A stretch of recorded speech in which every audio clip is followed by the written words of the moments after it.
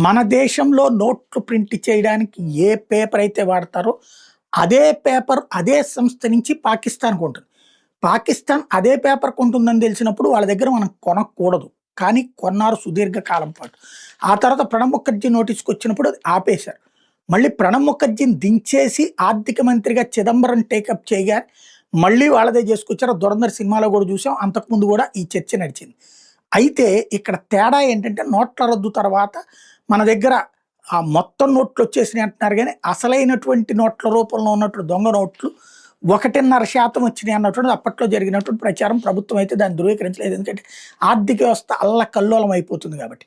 At the same time demonetisation తర్వాత మనకి budget అంతకుముందు 12,00,000 కోట్ల నుంచి ఇప్పుడు 55,00,000 కోట్లకెళ్ళింది. ఇది మనం గుర్తుపెట్టుకోవాల్సిన అంశం.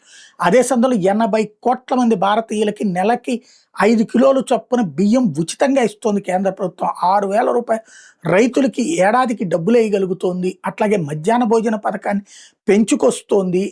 ఇలా రకరకాలైనటువంటి ఆయుష్మాన్ భారత్ తీసుకొచ్చింది.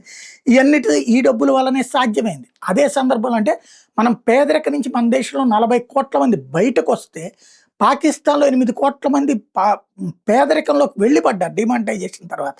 పాకిస్తాన్ ఇప్పుడు మూడొంతులు పేదలు ఉన్నటువంటి దేశం కింద తయారైంది.